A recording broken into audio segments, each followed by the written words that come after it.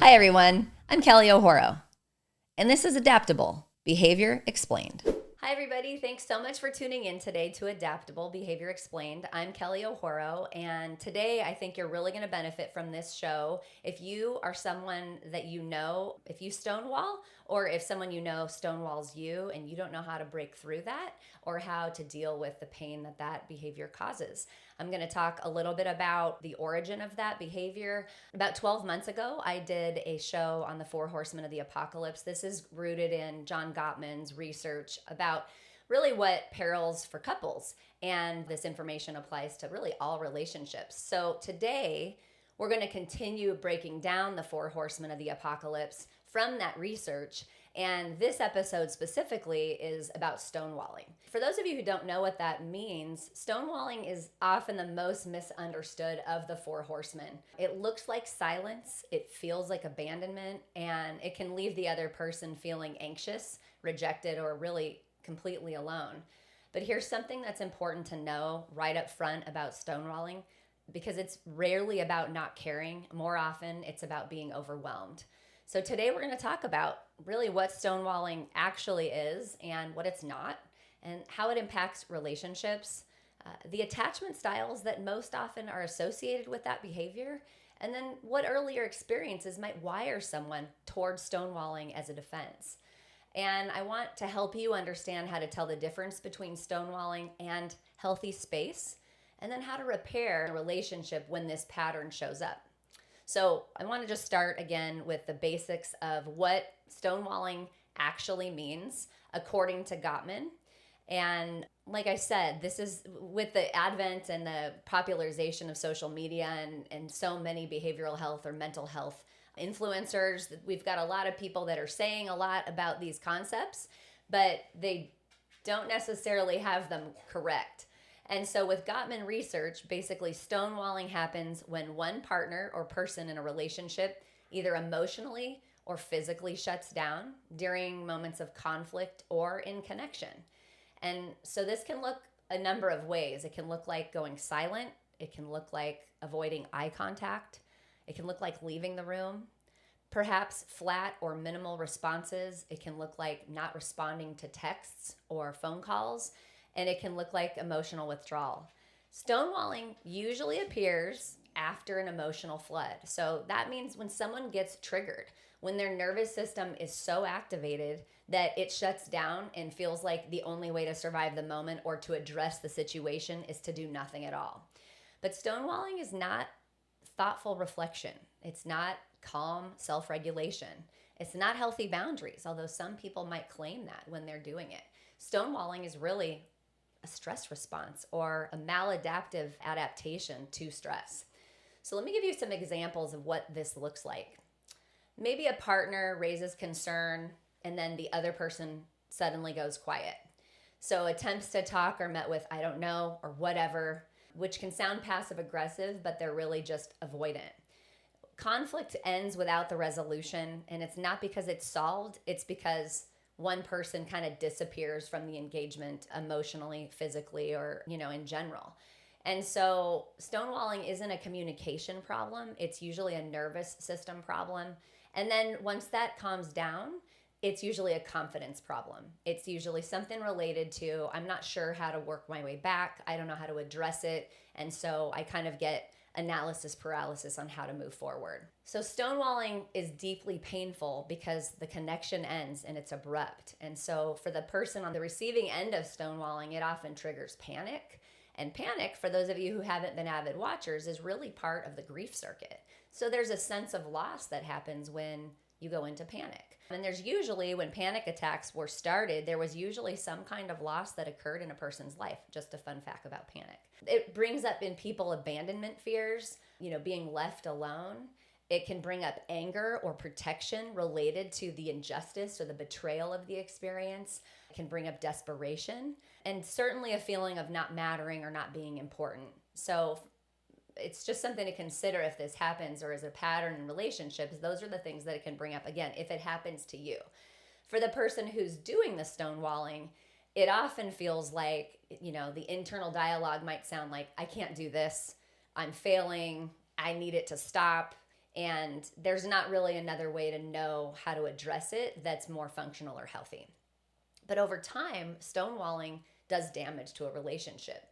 It erodes trust, it will increase anxiety and resentment, and it really fuels the pursuit withdrawal cycles in the negative interaction cycle. In Sue Johnson's work, we talk about negative interaction cycles in relationships. And so when someone persists with stonewalling, it will create the person receiving it usually falling into a different negative interaction cycle. And sometimes if it happens often, it can make repair feel really impossible or pretty hopeless.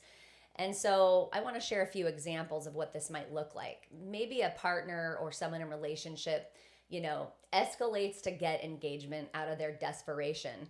And then the other person might withdraw even further to reduce the overwhelm. But the bottom line is that both of the people in the relationship really feel misunderstood, and they feel unsafe, and they feel unseen.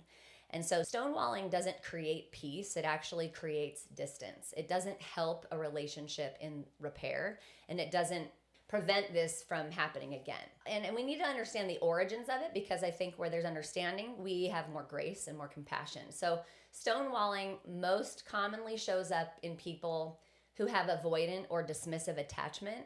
And sometimes they might have fearful avoidant attachment, but it's not the most common presentation of attachment style where that happens. And most often in earlier childhood, behaviors that the person experienced it as a result of this behavior of stonewalling is that their emotions were not welcomed or understood or met with compassion, and maybe even judged. Maybe they were even shamed or criticized when they had emotions. And so why would they learn that if I come to you with my emotional experience, you would then hear me, see me, validate it? And so that would be one adaptation, is just to avoid it altogether. Perhaps if they did bring things up, a conflict would have escalated instead of being resolved. So this is someone who comes to their parent or parents and says, this is an issue.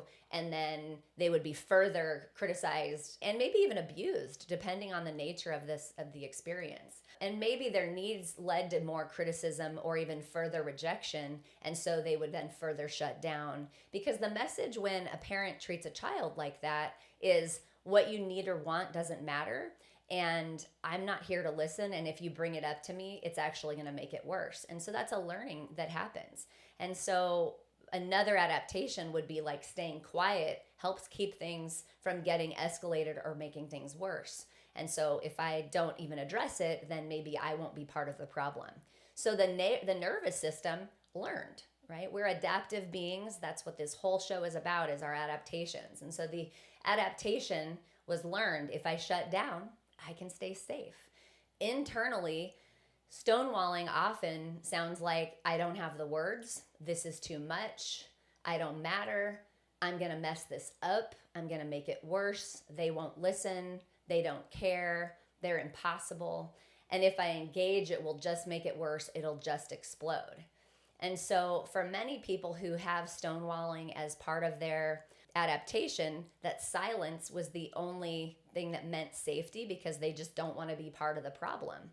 And so when I think about treatment as an EMDR therapist, when you look at this behavior from an adaptive information processing perspective, stonewalling is often rooted in those earlier experiences where those emotional expression would have led to danger or shame or helplessness. And, in sitting across from clients for nearly 15 years now, what I have learned that when this happens in behavior and relationship, these people often grew up in homes where there was intense conflict, where there was a lot of absence, where they were punished or shamed for expressing their feelings, or caregivers were just totally emotionally unavailable. They were distracted, they weren't present, they weren't available, they weren't attuned. And being overwhelmed by others' emotions without support leads to that. They might have learned that disappearing kept the peace, staying small, go alone, get along and go along. And so those experiences form memory networks and beliefs that are attached to those memory networks that say conflict equals danger. Emotions are unsafe. I need to shut down to survive. I've got to go it alone and handle it on my own. Nobody cares and nobody's listening. So when a current partner or someone in relationship expresses distress, the past gets activated. and then the body reacts before that adult brain can step in. Stonewalling is often an echo of an earlier time when there was no safe way to stay present or to have needs met or be addressed. And so oftentimes what happens is people will take space to kind of figure out what's going on with them because they were overwhelmed. And I want to help you understand what's the difference between taking space versus avoidance, because this distinction matters. Healthy space includes clear communication about that. It talks about a plan to return. I need space, and under these conditions, I'm going to resume this conversation. It includes emotional presence even while you're in that pause. And then it's got to have re-engagement and a plan for re-engagement. And usually this doesn't look like days or weeks or months. It looks like, hey, I need 20 minutes to calm down, but I'm going to come back. A lot of times when I work with couples, I'll say, just say, I love you, I need a minute, I need to take a pause, I need to take a beat. And I tell them, walk around the block, or go outside and put your feet in the grass, or go out back and throw your legs in the pool. Do something that helps shift that nervous system state from the sympathetic to the parasympathetic nervous system so that your prefrontal cortex is back online and you can go figure out, what is it that I just felt and what is it that I need to express? Am I ready to do that? And sometimes that takes time. But stonewalling kind of includes an abrupt withdrawal, no explanation or timeline, the emotional shutdown, and then oftentimes followed by prolonged avoidance. And how that feels is really hard to deal with, and it's painful because the person experiencing it, whether it's in a romantic relationship or otherwise, feels like, I've been abandoned. I don't matter. We don't know how to solve anything. We don't know how to repair in conflict. And that can feel hopeless and helpless. And so it's important to recognize that that space regulates, and then that the communication allows for the connection to stay intact, whereas stonewalling disconnects. And so if that's something that you do, it's important to learn just one minor change prevents it from doing as much damage in the relationship, which is just the communication. It's the, I need that minute, I need to take a beat, I'll get back to you. And ultimately this can be healed. Stonewalling is not a permanent problem. It is something that just needs to be understood as that happens as a nervous system response, because repair is possible, but it does require some structure and some safety. And most certainly, anytime there's rupture in a relationship, compassion is really necessary. So let me talk first to you if you're the person that stonewalls. You are responsible to recognize that you have early signs of flooding. This is where your heart rate goes up. This is where your blood pressure changes. This is where your muscles tighten. And you need to name that. You need to say, hey, I'm overwhelmed and I'm noticing I'm shutting down. And then you take the break. You say, I need a break, I need a minute, and I'll be back soon. Soon can be, maybe you and your people that you do this with, you say, it's always going to be at least 10 minutes. If it's going to be longer, I'll let you know I need more time. We want to make sure you're practicing staying present in small doses. You want to work on expanding tolerance for emotional engagement, recognizing that if we don't put ourselves in a position to stretch a little, our window of tolerance won't actually grow. We have to kind of take a step in to the discomfort and practice, especially when things are rooted in our childhood. Today's outcome doesn't necessarily mean that the same thing as what yesterday's outcome would have been. So some helpful language, if you're someone who stonewalls, might look like, I need a break, but I'm not leaving the relationship. This isn't catastrophic. It can look like I'm flooded. Can we pause and come back? If you're with someone who stonewalls, this is, again, you're on the receiving end. What we don't want you to do is chase or escalate in the moment. You want to avoid interpreting that silence as indifference. This isn't a message that says, I don't care.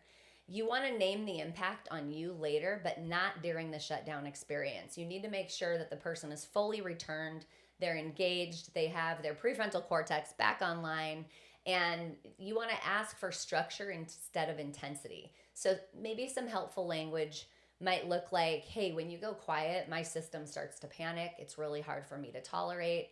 Maybe you say something like, I don't need it solved right now. I just need to know that we're connected and that we're going to be okay. Can we agree on how breaks work in the process of learning how to move through this? And that way I have some understanding, if I'm the person this happens to, about what to expect. But in couples, I want to really normalize those breaks as regulation, not as rejection. Because when I'm trying to work with couples and I'm trying to help them better understand, like, it's okay to take a break, But if I have someone with a really preoccupied, anxious attachment, they can't tolerate the break. And so that's the person that pursues, that chases them down, that won't let them alone, that won't give them a moment or let them take a break. And that creates more disruption, because that overwhelm of being chased to the person who needs a break then creates more disruption in their nervous system. So that's what we really want to help you understand, is that break does not mean rejection. You want to create some shared agreements for the pause and for returning. Like, this is the plan when we're not stressed out and we're not in conflict. And you want to practice repair conversations after the shutdown exists. So you want to really dig in. Don't just let it go, brush it under the rug, because the brain is so cool in that if you practice it and you end up with a positive experience of the repair cycle after the disconnection is complete, then your brain starts to fire and wire that data together that says, hey, I can do this differently. I don't have to respond the same way that I did when I was a child. Because stonewalling softens when safety increases, and the pressure usually makes it worse. And so it's important to just recognize this is a nervous system response. And although that it's not pleasant and it creates rupture, and it is really one of the most painful patterns in relationships, but it's not because of what's said. It's really because of what disappears. It's the absence. And the silence isn't the same as not caring. It's not the same as manipulation. It's often just that nervous system saying, I don't know what to do. I don't know how to stay. I don't know what to say. And so when we can understand stonewalling through attachment, trauma, and nervous system regulation, it can stop being a moral failure or a judgment to the person that does it. It can become something that you can work with. You can bring more compassion to the repair, to the connection, to the relationship. Healing this pattern does take patience. It takes clarity. It takes really understanding, which is why I think this episode is important if this is something you do or happens to you, because compassion for self and for the other person is necessary to reduce the occurrence of this behavior. So if this episode resonated, I would love to have you share it with someone who might feel stuck in this pattern. And as part of this series, hopefully you're finding, your way in relationship disconnection. And if you like the show, make sure that you hit subscribe, like, and share. We really appreciate the support, and I really appreciate you listening. And really, you should be proud of yourself for being someone who wants to improve these patterns in your relationship. So thank you. Thank you so much for being here, for continuing to do the hard work, to grow. And until next time, don't forget to lead with love. It'll never steer you wrong.